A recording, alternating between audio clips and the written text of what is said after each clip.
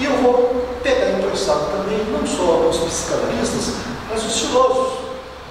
Foucault. Vou adentrar para essa questão da discussão, para dialogar com Foucault, no sentido da obra dele,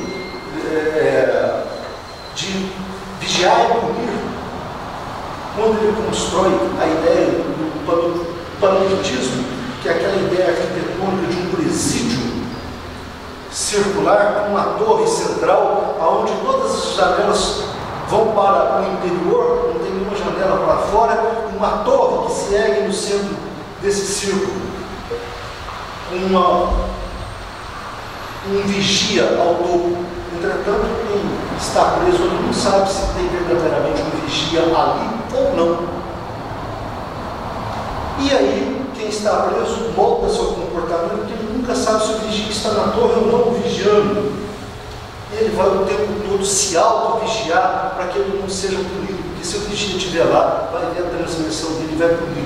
Então, se o vigia está ou não na torre, ele vai se comportar segundo as normas para não sofrer a sua punição.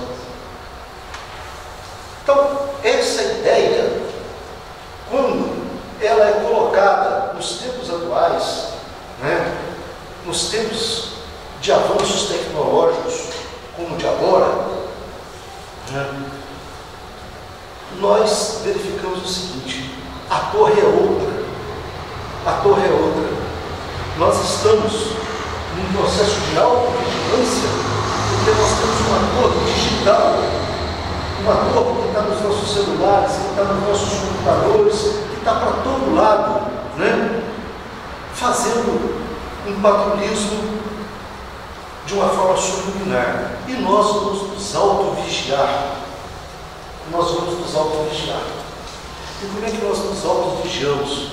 Nós nos comportamos segundo o que esperam de nós enquanto comportamento, e não da maneira como é a nossa personalidade. Então há uma fragmentação da nossa personalidade. Nós vamos fragmentando. No Facebook nós somos um, no Instagram nós somos outros, no e-mail nós somos outros. Nós vamos atendendo uma demanda, e uma demanda que a gente vai classificar numa outra neurose, que é a neurose da performance. Nós temos que performar o tempo todo. Nós precisamos performar o tempo todo. Ganhar likes, ganhar curtidas. E vamos explicar também o seguinte, de como nós vamos dar sustentação a situações que são desassociadas da realidade, como por exemplo as fake news. Não é mesmo? Por que eu vou insistir em sustentar uma mentira? Por que eu vou persistir em sustentar um discurso que às vezes agride a mim próprio? Mas eu sustento esse discurso de ódio, que depois no final acaba retornando contra mim mesmo, Porque a gente vai voltar a Freud, vamos lembrar também uma outra questão freudiana importante, que é o gozo. Eu não posso parar de gozar, eu tenho que gozar o tempo todo. Ainda que esse gozo, ele seja de alguma maneira pernicioso, eu preciso continuar. Então, ainda que isso venha comigo, o fato de eu estar inserido, as pessoas me exaltando, as pessoas me colocando no campo delas, me fazendo de alguma maneira ter enquanto um elemento de sucesso, ainda que esse sucesso não me contemple, eu estarei ali fazendo tudo isso e persistindo em todo esse processo. Então, essa é uma questão em que nós vivemos, é a nossa realidade no século XXI. Eu costumo dizer o seguinte, que não há, no campo histórico, não há nenhum momento tão grave, tão complexo quanto esse que nós estamos vivendo nesse início do século XXI. Porque nós aqui das gerações anteriores, nós não tínhamos imaginado isso. Nós não passava nem perto da nossa imaginação o que nós vivenciamos hoje. Né? Aí alguns irmãos dizem assim, mas você vai sair lá de Ribeirão Preto para vir aqui para voltar a virar para dizer o óbvio. Né? Acho que nós estamos vivendo um momento mais complexo. Então, olha, o óbvio não tem cheiro, o óbvio não tem peso, o óbvio não tem forma, o óbvio não tem sabor. O óbvio é assim mesmo, imperceptível. Ele é imperceptível. Como o inconsciente é imperceptível. Que é óbvio, mas é imperceptível. É preciso que a gente se debruce num processo de autoconhecimento para nós percebermos o óbvio. De quem nós verdadeiramente somos. Eu costumo fazer esses questionamentos. Você é quem você pensa que você é? A sua vida é sua. O seu desejo é seu. São questões que eu tenho que colocar exatamente porque o nosso comportamento está quase que 100% no comportamento do outro, o que o outro pensa de mim, o que o outro, de alguma maneira, quer que eu me comporte. Eu vejo isso como um estado natural. Mas é óbvio isso, que não é um estado natural. Mas eu não estou vendo o óbvio. Eu não consigo ver o óbvio se eu não fizer, se me dedicar a um processo analítico ou psicanalítico, que eu possa descobrir isso de alguma maneira.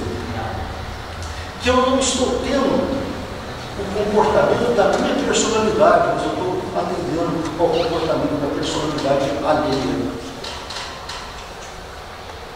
E por fim, eu vou buscar o diálogo com Camus, que é um outro filósofo importantíssimo, na sua obra, O Mito de Sísifo, porque ele traz para nós ali aquela situação muito conhecida, né, do homem que empurra a pedra montanha acima, quando chega no topo da montanha, a pedra rola. E novamente ele vai empurrar e a pedra vai rolar. Ele vai empurrar e a pedra vai rolar. E ele vai dizer, isso é a vida. A vida não tem sentido. A vida é um eterno empurrar de pedra rolar acima e a pedra rolando para baixo.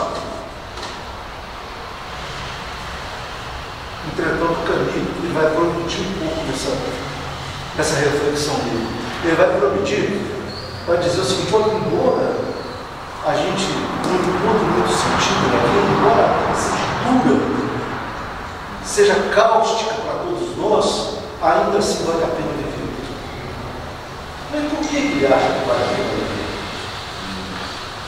Ele acha que vale a pena viver, não de qualquer forma, não de qualquer maneira, mas ele nos propõe uma coisa fundamental, que é a desalienação. Vivemos não na condição de alienados, nós conscientes.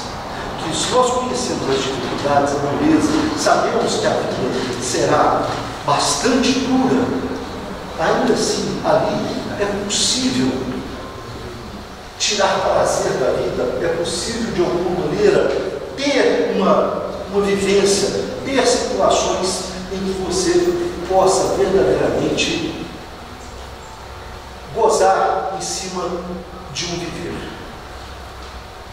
E isso é importantíssimo nesse contexto todo que nós estamos falando. Porque o nosso maior desafio é esse. É romper com a alienação.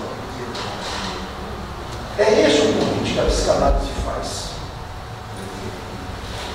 Da autoconsciência, da autoanálise, de maneira que eu possa identificar verdadeiramente a realidade, quem eu sou, como eu sou, quais são os meus limites, quais são as minhas competências.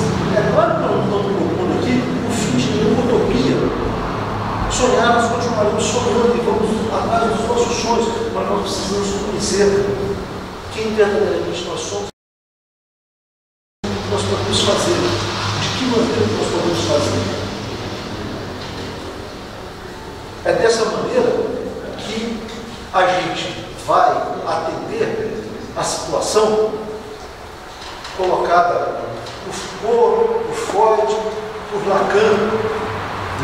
Lacan vai criticar enormemente a questão da busca pelo desejo que nunca é satisfeito, fazendo uma crítica ferrenha ao consumismo, ao neoliberalismo. E como é que nós vamos fugir disso? Então o caminho vai dizer, olha, saia da sua alienação, tome ciência da realidade e vá viver segundo a realidade. Com isso, nós temos a capacidade de assumirmos a nossa personalidade, a nossa verdadeira e real personalidade. E não a do outro. E com isso, cessar o nosso sofrimento psíquico de maneira que ele possa atender a nossa vontade e não a vontade do outro, que restará frustrada em nós e que nos trará sofrimento. Então, viver a vida dentro das nossas realidades, da nossa condição, das nossas possibilidades. E aí, se tem alguma questão, tanto quanto original, que eu não li tão original assim, naquilo que eu proponho no livro, mas é que nós podemos, de alguma maneira, ir na busca de romper isso com a nossa resistência. Ontem, nosso querido amigo Zé Maria Madureira, toda quinta-feira ele coloca lá na internet um poema, né? Poemeuzinho, né? Ele não colocou hoje na quinta-feira, colocou ontem na quarta. Isso já me inspirou um pouco, porque é uma quebra da norma, né? Eu estou propondo, olha, se você quer de alguma maneira resgatar a sua personalidade, você vai ter que resistir às normas, a questão que aí está colocada. Então ele já começou quebrando isso me chamou a atenção. Mas aí ele lança um poema, eu peço permissão a vocês para ler aqui, que ele intitulou Rudimental. Meu quadro não é no quadrado, nem no retângulo. É borrado, fosco, feio, desfiado, em linhas disformes, sem requisitos, um ferrardiloso, feio e bonito. Aos olhos de poucos ou de artistas menores, gentes de pouca vista. Meu desquadro, sempre em movimento, estilo desprecioso, não tem cores, mas muitas luzes, sem sorrisos enigmáticos, cor de sóis colíricos. São contornos disformes, mais sombra, menos luz, matizes impetráveis, que não se vê o visto, só em linhas e balinha. Golpes martelados, sangue viscerados, sem bordas, nervuras e infinitos. Na verdade, são rabiscos estéreis, arabescos abissais, aéreos, sons distorcidos, entrecortadas vozes vitais, breves pinceladas no vazio de cada dia. Então, esse poema do Madureira, né, na minha avaliação, na minha análise, é exatamente isso, é um processo de resistência às formas, ao ser como as pessoas querem que sejamos.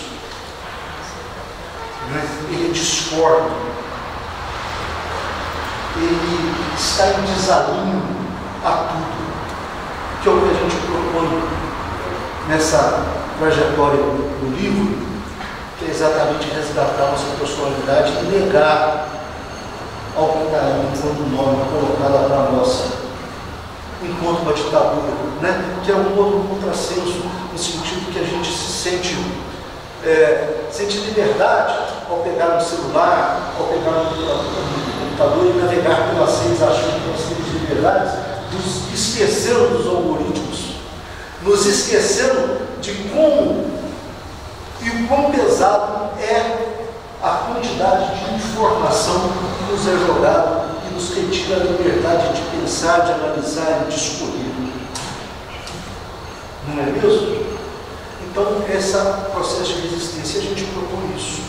Nós propomos uma revolução? Não. Como eu disse, como caminho, eu preciso lidar de uma forma desalienada, sem alienação, e ver que eu não consigo fazer uma revolução.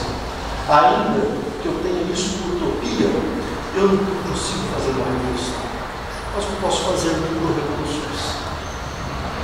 Eu posso começar a dizer não para pequenas coisas, mínimas coisas, de maneira a resguardar a minha saúde mental, a resguardar o meu processo de não surtar em direção ao desejo do outro. Quando, na verdade, eu preciso defender o meu desejo consciente e, dentro da realidade, poder processar. É isso que eu queria passar a vocês, mas eu queria encerrar com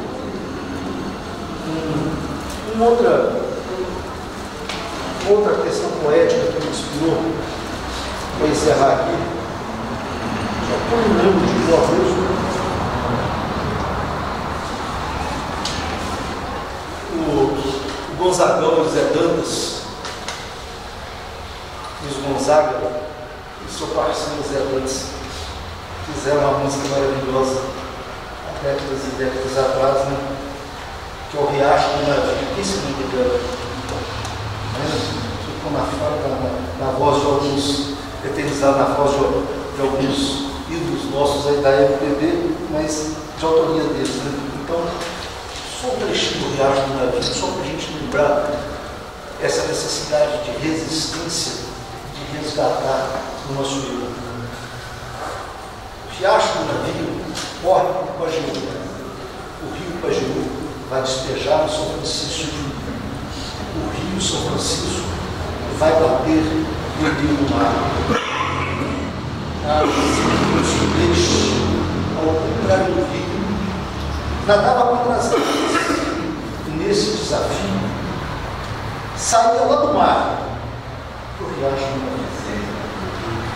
Eu ia direitinho para o Riacho do Navio para ver o meu brejinho, fazer uma caçada, ver as pegas de boi, andar nas vaquejadas, dormir ao som do chocalho e acordar com a sarada, sem rádio e sem notícia das terraças de Sal. Queria agradecer a todos vocês, desculpa por tomar tanto tempo de falar dessa maneira, mas era o que eu queria trazer um pouco de mensagem. Eu espero que vocês possam ter contato com o livro, ler e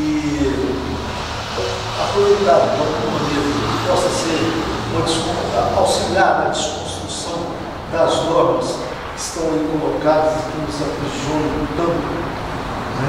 É esse o propósito do livro, é isso que a gente está buscando. Muito obrigado. Estou à disposição.